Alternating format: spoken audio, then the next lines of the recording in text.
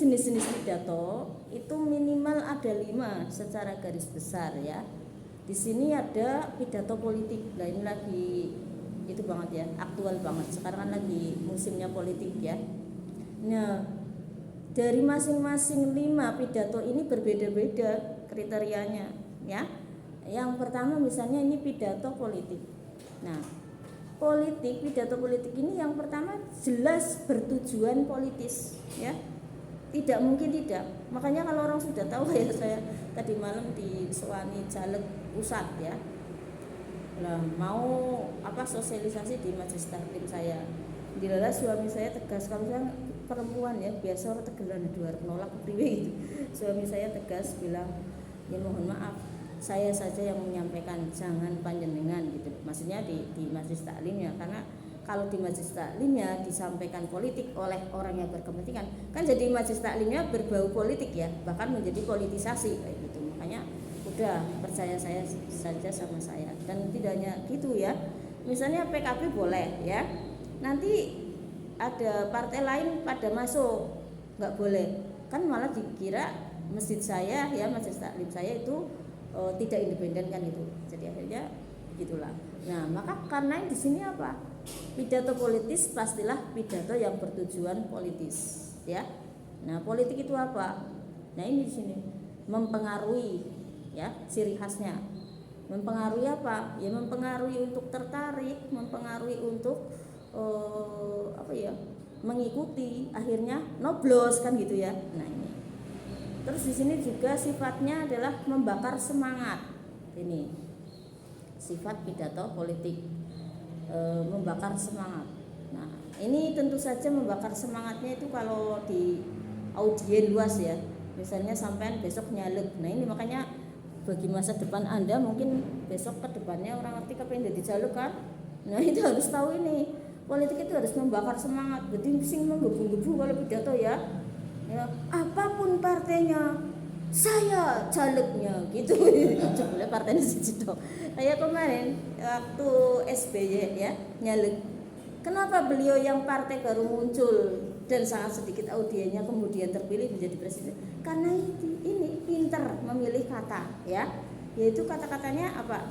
Apapun partainya SBY presidennya. Masih ingat kan? Jadi partai lain ora urus, yang penting milih SBY. Kata-kata itu sangat berpengaruh. Dan ternyata betul itu.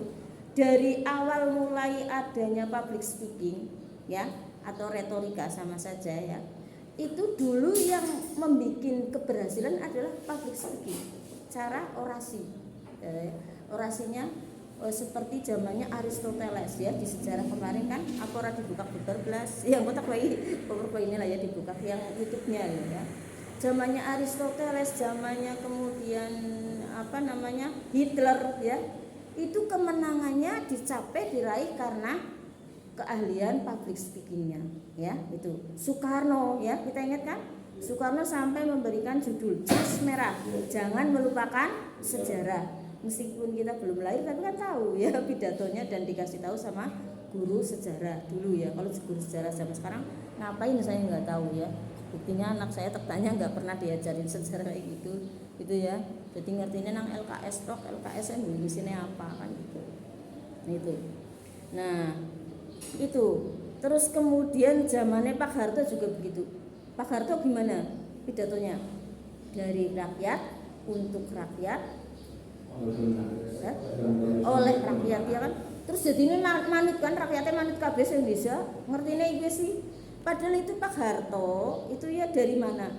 Dari Amerika. Jadi ada seorang tokoh yang mengatakan seperti itu. Dari di sejarah, coba ambil ya nanti di PowerPoint ini ada ya. Jadi rujukannya Pak Harto itu bukan kata-katanya Pak Harto sendiri yang dari rakyat, oleh rakyat, untuk rakyat, tapi ada seorang tokoh public speaking atau tokoh orator. Nanti Anda lihat nanti setelah saya kasih ya, ada di situ di sejarah retorika atau sejarah public speaking ini. Nah itu membakar semangat. Jadi kalau sedang pidato politik, bedakan dengan pidato yang lainnya ya. Pidato politik membakar semangat malah gayane Ngapunten, kula nggih mboten gadah napa-napa. Nggih, kula nggih sanes turunane sinten-sinten. Niki bebas noblos ya. Kudune semangat ya. Pilih saya pasti ya. Tapi yang jelas kayak itu semangat ya. Jangan seperti pidato kematian ya kan? Pidato kematian menyedihkan ora sing noblos ya kan? Gitu. Nah, kemudian tekniknya gimana? Ini tekniknya ada 4 minimal ya. Pertama harus menguasai psikologi massa. Ya. Nggak main-main psikologi massa. Nah, psikologi massa itu kaitannya dengan apa? Ya dengan ilmu psikologi massa. Anda sekarang sudah kuliah ya. Kemarin kan buka-buka. Siki nggak buka Google aja kok dolanan BA glowen karo batire wong wis dadi mahasiswa sih. Lah, itu bukanya apa ini? Psikologi massa ya.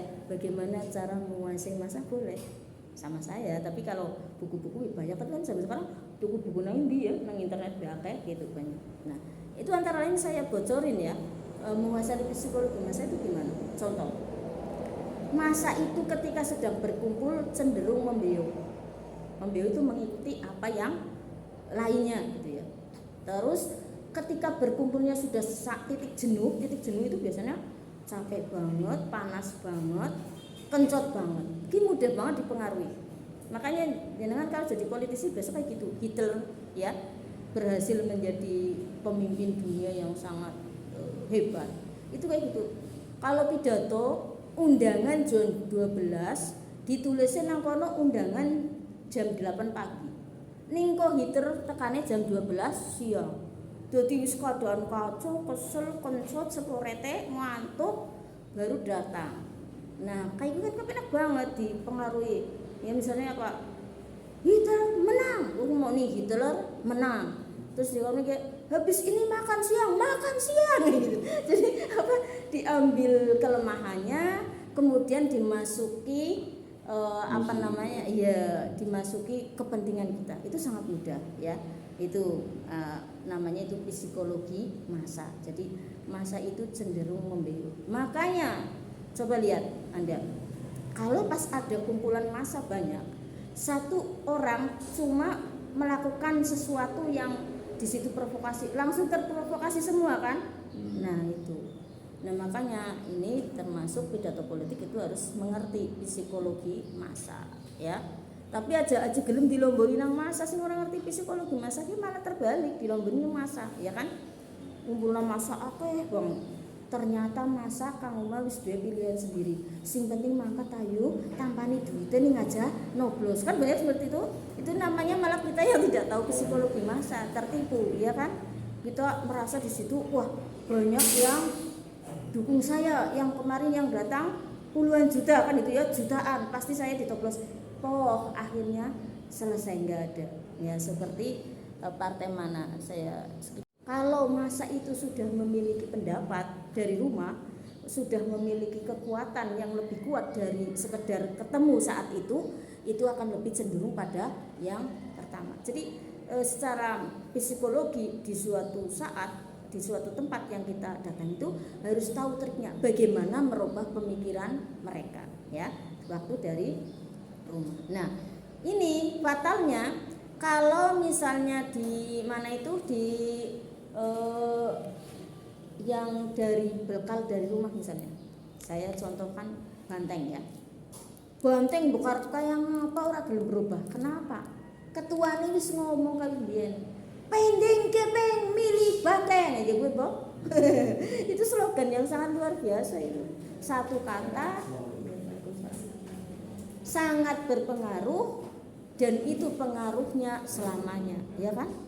Mulane wong Banteng mbok arep pencote kaya ngapa, rekasane kaya ngapa tetep milih Banteng. Kelingan sih pending gepeng milih. Nah, berarti jenengan kalau mau menjadi tokoh apapun, apalagi politisi, mulai sekarang pinter-pinterlah bikin slogan yang diingat oleh masyarakat, ya kan? Nah, semua pemimpin itu seperti itu, ya. Dari pokoknya semua lah ya, dari zaman Aristoteles tadi ya sampai ke zaman modern sampai ke sekarang, ya kan? Itu seperti itu, punya slogan. Nah, kalau Jokowi apa slogannya kemarin? Saya lupa. Yang sekarang itu Anies Ini sahabat slogannya perubahan. Ada nama yang di situ melabelkan nggak harus panjang-panjang, tapi membuat opini masyarakat bahwa itu adalah yang terbaik, gitu ya. Mulai sekarang Anda kayak gitu ya, jangan kayak kemarin ya alumni kita nyeluk malah kayak aku bukan singa, jadi aku tidak bisa mengaum nang Facebook. Ya, aku juga bukan burung, jadi aku tidak bisa berkicau. Langsung aku ngomong, oh, ya kamu gimana? Wong mahasiswa bututi harus nyaluk ngomong kayak gue siapa sing milih ya. Kalau mau nyaluk yang pede, aku adalah singa kayak gitu ya. Jangan malah aku bukan singa ya bebas noblos ya. Artinya bahwa kita sedang tidak sombong, kita tidak sedang takabur, tapi kita sedang cara Gus Bahan ini memaklumatkan diri ya, siapa saya. Nah, munculkan kemampuan kita, munculkan kehebatan kita itu kalau kalian dipilih ya. Aja malah merendahkan diri kulo sana sinten-sinten kulo nggih mboten nasabi apik. Ya sih gelem milih.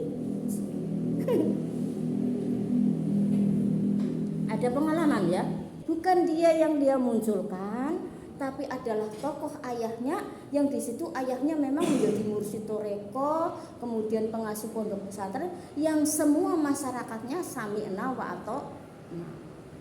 Nah, artinya bahwa kita memang harus bisa meraih hati masyarakat dan bisa merubah mindset masyarakat yang bagaimanapun juga harus bisa terpengaruh oleh kita. Itu yang pidato politik ya. Yang kedua, menguasai teknik pidato. Ya, teknik pidato apa? Kalau teknik pidato mestinya begitu. Memilih kata-kata yang tepat, tidak perlu terlalu panjang lebar tetapi mudah diingat selamanya ya. Terus kemudian yang penuh semangat, itu kalau pidato politik ya. Terus kemudian yang menggebu-gebu tapi dari hati ya. Jangan lupa, Rasulullah kan pidatonya dari hati. Jadi Rasulullah kenapa bisa meraih umat yang dalam waktu yang cuma berapa tahun? 15 tahun ya. Umur 40 sampai 63. Berarti tidak ada 15 tahun kan? Cuma 13 tahun apa berapa? Itu Rasulullah bisa mengislamkan separuh dunia, ya kan? Bahkan sekarang mungkin hampir 3/4 ya, karena sudah banyak berbondong-bondong yang masuk Islam. Beda dengan Nabi Nuh, ya. Ini kajian loh ya, bukan sedang membanding-bandingkan antara nabi ya. Nabi Nuh alaihi salam sepanjang hidupnya hanya mendapatkan orang berapa?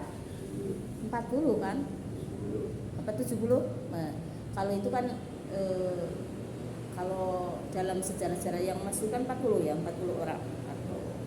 Ya berarti kalau usia beliau adalah 80 berarti setugel kan. Setahun setugel gitu loh. Kalau usia beliau 80, kalau itu sih 800 ya, 800 tahun. Jadi malah wong sedikit banget kan. Nah, Rasulullah dalam waktu yang sedikit banyak orang kan apa? Pidatonya Rasulullah dengan hati terutama ya. Rasulullah itu kalau pidato itu dengan hati, enggak lesannya tok loh. Jadi kalau mengajak orang untuk berbuat baik, beliau sudah berbuat baik dan hatinya juga masuk. Itu Rasulullah, Rasul kita. Nah, kalau dalam sejarah public speaking atau retorika yang sangat terkenal itu adalah Mesias Yesus itu ya, yaitu Nabi Isa alaihi salam, sang misionaris. Nah, itu apa?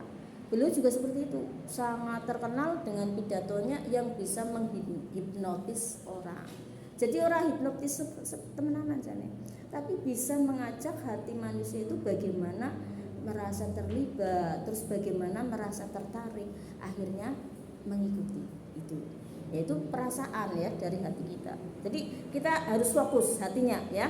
Jangan hanya pikirannya dok. Kalau pikirannya dok, nanti audiennya juga pikiran dok. Apalagi kalau lambene dok, ya ada orang yang bicara hanya mulutnya ya. Jadi mulutnya ngomong macam-macam tapi pikirannya kemana-mana ya, mikir liane bisa loh ya. Jadi saya tahu makanya termasuk ini yang di sini saya tahu siapa yang fokus ke saya, siapa yang tidak, karena saya kan menguasai ini ilmu ini. Itu yang tahu adalah ilmu jiwa ya. Ya, saya tahu juga dari sorot matanya, dari wajahnya, dari gerak tubuhnya saya tahu. Nah, Makanya saya kasih tahu juga ya. Saya kasih tahu juga ya. Nah, ngantuk juga. Makanya saya lupa tadi, saya support ya, kasih tahu juga. Trik supaya kita enjoy mengikuti kuliah atau apapun juga, itu sebenarnya triknya cuma satu, cinta. Ya. Nah, cinta pada dosennya. Kalau sampean nggak cinta sama dosen, orang bakal gelem ya, ala butuh tipi ngapain, malah anak sing suudon ya. Mahasiswa kalau nggak paham omongan saya malah anak sing suudon ya. Ala butuh tipi paling pamer dewek tok gitu ya. Padahal saya nggak pamer. Apa yang saya lakukan adalah pengalaman. Ya, monggo Bapak. Ya. Ini siapa nih? Belum kenalan. Penampilan menarik. Nah, jangan lupa ya. Apalagi nek lagi nyolok ya. Nyolok malah nganggo klambi pridat-pridut ya. Terus kupluke wis jeblok ya. Sandalnya jepit. Aduh, ya lah kasih milih ya. Walaupun anu jas nili, nganggo jas sing keren ya. Nganggo pidato politik sih. Aya siki dijaluk ngalah ya kan. Aku ora dadi dewan ngalah. Aku nangkon-nangkon rapat lomboan ternyata rapatnya lomboan aku sewengi ora turu. Lah kenapa orang ngomong ganti nomor jaluk. Udah aku yang diganti, wong saya enggak nyalek kan. Tapi di situ kesepakatannya untuk wilayah Kawunganten si A gitu loh ya. Tiba-tiba diganti si B. Nah, padahal aku enggak ada apa-apa dengan si A.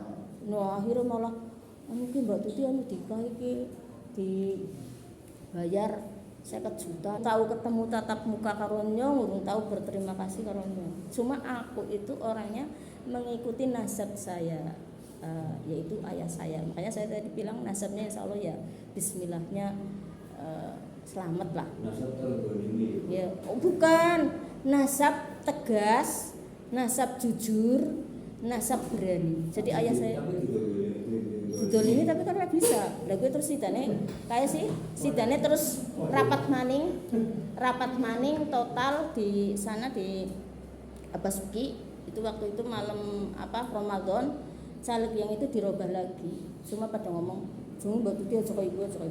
Ngono kaya iku ora gelem gitu. Itu contoh ya. Jadi politisi itu memang harus cerdas juga. Sebenarnya tidak hanya politisi ya, semua harus cerdas. Itu kan termasuk kecerdasan kan. Saya dibokong ora isa. Nah, tapi kecerdasan itu juga didukung dengan kejujuran. Karena saya jujur orangnya, tidak pernah lomboni wong, dilomboni dilala Gusti Allah nidokna gitu loh. Kan itu kan dari Gusti Allah. Sebenarnya aku tanda tangan ora gogo. Kadene tanda tangan niki ora terbaca disit ya. Ngomongnya kan kurang kan jane ora diwaca disit. Tapi kok jangan-jangan kayak Gus Dur, anu SDSB ditandatangani kan dulu kasus kan kayak gitu. Nah, akhirnya tak undang ternyata temenan itu kecurangan. Contoh ya. Yang keempat bicara dengan hati tadi sudah ya. Yang